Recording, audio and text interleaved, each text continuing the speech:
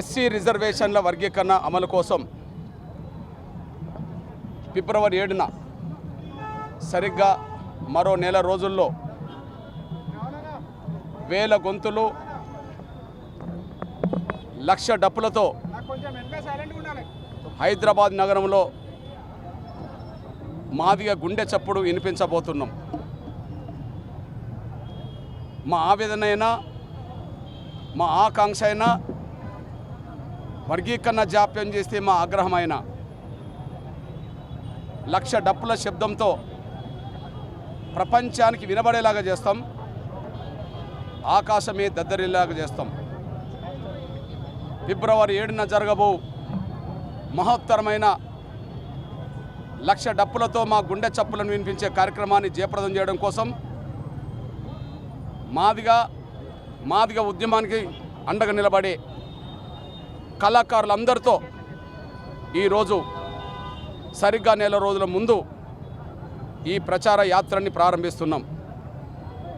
Doctor Babasaheb Ambedkar గారికి నివాళులర్పించి ఈ యాత్ర ప్రారంభిస్తున్నాం. జగ్జీవన్ రామ్ గారికి నివాళులర్పించి జిల్లాలకు ఈ యాత్రలు ఉమ్మడి 10 జిల్లాలకు వెళ్ళబోతున్నాయి. ఈరోజు ప్రారంభిస్తున్న సమయంలో మా కళాకారుల వద్ద 100 డప్పులు ఉన్నాయి. ఈరోజు ప్రచారాన్ని ప్రారంభిస్తున్న సమయంలో మా కళా బృందాల వద్ద 100 డప్పులు ఉన్నాయి. 10 బలమైన గొంతుకలు ఉన్నాయి. ఇవి జనంలోకి వెళ్ళి జనాన్ని సమీకరించే ఉద్దేశంలో భాగంగా ప్రతి ఇంట్లో ఉండబడే డప్పును సమీకరించడంలో భాగంగా ప్రతి కళాకారుని సమీకరించడంలో భాగంగా ఈ నెల రోజులు ఉమ్మడి జిల్లాలో ఉండబడే తెలంగాణలో ఉండబడే ఉమ్మడి 10 జిల్లాలో ఉండబడే అన్ని మండలాలకు అన్ని గ్రామాలకు ప్రచార యాత్రలు చేరి తిరిగి నెల రోజుల్లో లక్ష డప్పులతో తిరిగి వస్తాం. 10 మంది కళాకారుల బృందాలు జిల్లాలకు వెళుతున్నాయి. వాళ్ళు వేల కళాకారులుగా తిరిగి వస్తారు. 100 డప్పులతో గ్రామాలకు రాష్ట్రానికి వెళుతున్నారు. వాళ్ళు లక్ష డప్పులతో తిరిగి వస్తారు. లక్ష డప్పులతో హైదరాబాద్ నగరంలో మేమేసే దండోరా మా గుండె చప్పుడు వర్గీకరణ మీద ఇంకా జాప్యం చేస్తే అది అగ్రంగా మారుతుంది. వర్గీకరణకు సంబంధించిన త్వరగా అమలు చేస్తే అది విజయోత్సవంగా మారుతుంది. మేము కాంగ్రెస్ నేతలకు గౌరవ ముఖ్యమంత్రి రేవంత్ రెడ్డి గారికి విజ్ఞప్తి చేస్తున్నాం. సూత్రరీత్యా కాంగ్రెస్ పార్టీ వర్గీకరణకు అనుకూలమని ఇప్పటికీ మేము నమ్ముతున్నాం. సూత్రరీత్యా ఎస్సీ రిజర్వేషన్ల వర్గీకరణకు కాంగ్రెస్ పార్టీ అధిష్టానం తెలంగాణ ముఖ్యమంత్రి వర్గీకరణకు అనుకూలమని విశ్వసిస్తున్నాం. దానికి ప్రధాన కారణం ఈ దేశంలో 1975లో పంజాబ్ ప్రభుత్వం కాంగ్రెస్ ప్రభుత్వం జైల్ సింగ్ గారు ముఖ్యమంత్రి ఉన్న కాలంలోనే ఎస్సీ వర్గీకరణ చేసింది. భారతదేశంలో ఎస్సీ వర్గీకరణ చేసిన తొలి రాష్ట్రం కాంగ్రెస్ ప్రభుత్వమే పంజాబ్లో. అదే సమయంలో యూపీఏ ప్రభుత్వం ఉన్నప్పుడే మేడం శ్రీమతి సోనియా గాంధీ గారు యూపీఏ చైర్పర్సన్ ఉన్నప్పుడే గౌరవ మాజీ ప్రధానమంత్రి స్వర్గీయ మన్మోహన్ సింగ్ గారు ప్రధానమంత్రి ఉన్నప్పుడే ఎస్సీ వర్గీకరణ మీద జస్టిస్ ఉషా మేరా కమిషన్ నియమించడం జరిగింది.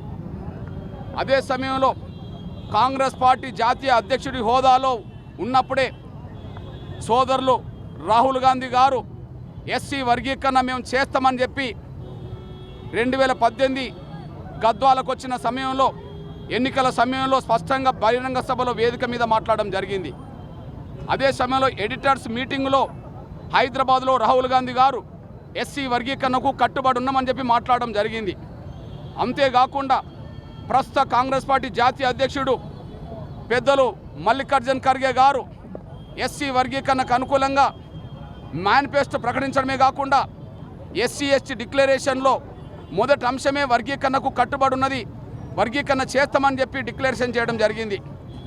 కాంగ్రెస్ పార్టీ ప్రతి శాసనసభ ఎన్నికల్లో ఎస్సీ వర్గీకరణ సమర్థిస్తూ మేనిఫెస్టో పెట్టింది. కాంగ్రెస్ పార్టీ మేనిఫెస్టో పెట్టిన దాని ప్రకారం కాంగ్రెస్ పార్టీ డిక్లరేషన్ ప్రకారం జాతీయ అధ్యక్షుడు మల్లికార్జున్ ఖర్గే గారు హామీ ఇచ్చిన ప్రకారం రాహుల్ గాంధీ గారు హామీ ఇచ్చిన ప్రకారం సోనియా గాంధీ గారు, మన్మోహన్ సింగ్ గారు కమిషన్ వేసిన ప్రకారం కాంగ్రెస్ ప్రభుత్వం పంజాబ్లో వర్గీకరణ చేసిన దాని ప్రకారం సూత్రరీత్యా కాంగ్రెస్ పార్టీ వర్గీకరణకు అనుకూలమని మేము విశ్వసిస్తున్నాం. కానీ అదే కాంగ్రెస్ పార్టీలో మాల సామాజిక వర్గం పలుకుబడి ఎక్కువ.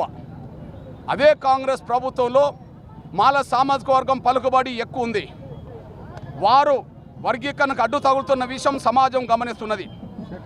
ఎస్సీ వర్గీకరణకు వ్యతిరేకిస్తామని సుప్రీంకోర్టు తీర్పును కూడా మేము అంగీకరించమని చెప్పి రోడ్లెక్కుతున్న వాళ్ళు కూడా కాంగ్రెస్ పార్టీ ప్రజాపతిలు మాత్రమే.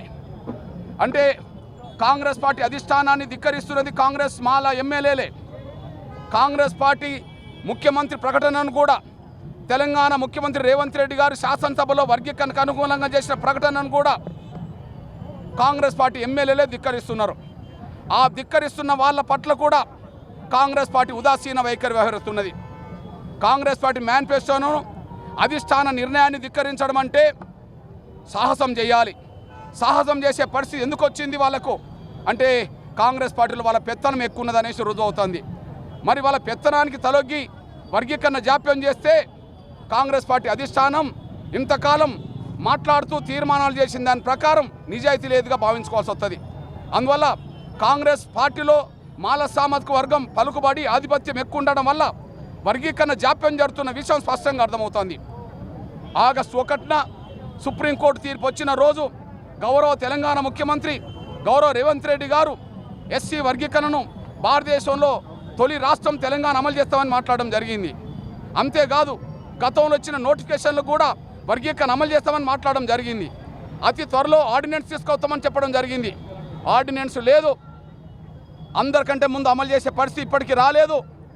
అదే సమయంలో గత నోటిఫికేషన్లు కూడా వర్గీకరణ వర్తింపజేయకుండానే ఉద్యోగాలు భర్తీ చేయడం జరిగింది.